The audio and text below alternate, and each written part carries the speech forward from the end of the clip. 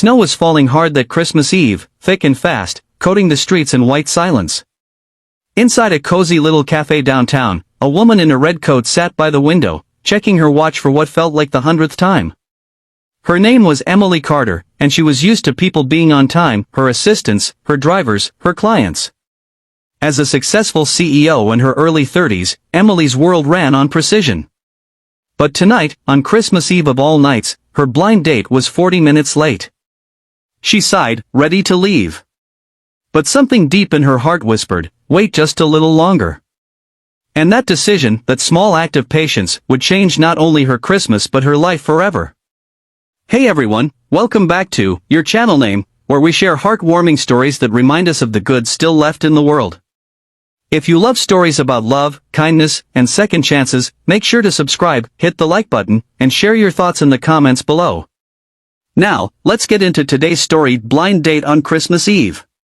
Emily had almost given up on dating. Running a tech company left little time for romance, and most of the men she met were more interested in her money than her heart. Her best friend, Jenna, had convinced her to try one more time. He's not rich, Em, but he's kind, Jenna said. And I think you could use some kindness in your life. So Emily agreed. The plan was simple, meet at Café Amor at 7 p.m. on Christmas Eve, just for coffee. No pressure. But now it was 7:43 p.m., and there was still no sign of him. She stared at the snow outside, her reflection ghosted in the glass. The cafe was closing early that night, and even the barista had started wiping down tables. Emily sighed again and gathered her purse. She'd wait 5 more minutes, then she was done. Just then, the door burst open with a jingle of bells. A rush of cold air and snowflakes followed a man stumbling in, his cheeks flushed, his hair damp. He was breathing hard, like he'd been running. "I'm so sorry I'm late," he said, his voice soft but sincere. "The bus broke down, and my babysitter canceled last minute, so I had to, well, I'm sorry." Emily blinked. This was Daniel, her date. He wasn't what she expected. His coat was old, his shoes worn, and his hands were calloused, not the kind of man who spent much time in fancy cafes. But his eyes, they were warm, gentle, and kind. "Don't worry about it," she said, smiling faintly. "You made it." They sat down, and for the next hour, Emily listened as Daniel told her his story. He was a single dad. His wife had passed away 3 years ago from cancer, leaving him alone with a 5-year-old daughter named Lily. He worked 2 jobs, one at a warehouse during the day and one as a delivery driver at night. "Christmas is her favorite," he said with a quiet laugh. "She doesn't care that we can't afford much. She just loves decorating the tree. We have this old plastic one from the thrift store, but she calls it her magic Christmas tree." Emily felt a lump form in her throat. She couldn't remember the last time she'd felt that kind of pure joy over something so simple. Her holidays had become about company dinners and expensive gifts. But this man, he reminded her of what Christmas used to feel like. They talked until the cafe lights dimmed. When it was time to leave, Daniel apologized again for being late. "I almost didn't come," he admitted. "I didn't think someone like you would wait for someone like me." Emily paused, her heart aching a little. "I'm glad I did," she said softly. "You seem like a good man, Daniel."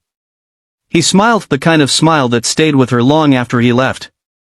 The next morning, Christmas Day, Emily couldn't stop thinking about Daniel and his daughter. She kept picturing that magic Christmas tree and little Lily's face lighting up. So she did something she hadn't done in years, something spontaneous and kind. She went shopping. She picked out a few toys, a warm winter coat, some storybooks, and a small, sparkling Christmas star for the top of Lily's tree. She wrapped everything neatly and attached a small note.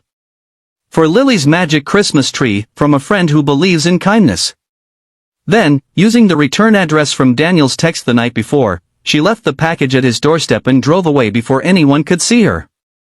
That afternoon, Daniel came home from his shift at the warehouse, exhausted but ready to make Christmas special for his little girl. He opened the door and froze. There, sitting in front of his apartment, was a box wrapped in gold paper. Lily squealed with delight. "Daddy!" Santa came. Daniel opened the note and read the message, his eyes filling with tears. He looked around, but the street was empty. He didn't need to guess who it was from. He just smiled, whispering, "Thank you, Emily." That night, as Lily danced around their tree wearing her new coat, Daniel felt something he hadn't felt in a long time: hope. Winter melted into spring, and Emily got busier with work again. But she couldn't stop thinking about that Christmas Eve. She'd gone on with her life, yet something inside her had changed. One afternoon, she got an email from Daniel. "Hey Emily. I don't know if you're free this weekend, but Lily's in a little school play, she's a snowflake. She'd love if you came. I know it's not your kind of event, but it would mean a lot to us." Emily smiled at her screen. For once, she cleared her schedule without hesitation. When she arrived, she saw Daniel sitting in the back row of the small school gym, his camera ready. Lily spotted her and waved excitedly, her little paper snowflake costume crinkling as she bounced with joy. After the play, Lily ran up to Emily and hugged her. "Thank you for the Christmas star," she said. "It's still on our tree. Daddy says it's our good luck charm." Emily felt her heart swell. She looked at Daniel, who was watching her with quiet gratitude. Maybe kindness didn't just change someone else's life. Maybe it changed yours, too.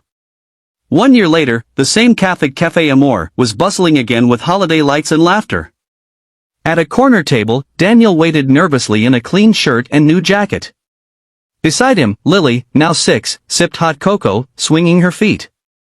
When Emily walked in, wearing that same red coat from last year, Lily jumped up and shouted, "She's here." Emily laughed and bent down to hug her. Daniel stood, his smile wide and genuine. "Traffic okay this time?" Emily teased.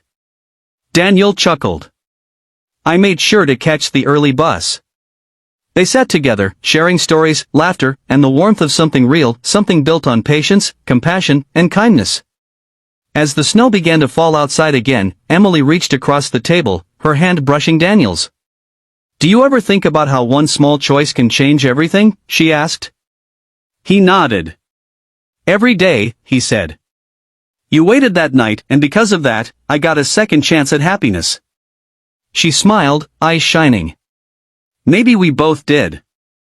That Christmas Eve, under the glow of cafe lights and drifting snow, two people who had lost faith in love found it again, not through grand gestures or perfect timing, but through kindness. Emily realized that success and wealth meant little without compassion. Daniel discovered that even in struggle, kindness could open doors he never thought possible. And little Lily, she learned that sometimes, angels don't have wings, they just wear red coats and bring stars for your tree. So, if you ever find yourself in a rush, frustrated, or tempted to give up on someone, remember this story. Sometimes the greatest blessings come wrapped in moments of patience and kindness. Because kindness costs nothing, but it can change everything. Thank you for watching this story on your channel name. If this touched your heart, please like, share, and subscribe to help us spread more stories of love, hope, and humanity. And remember, a small act of kindness can light up someone's whole world. Merry Christmas, everyone. Stay kind.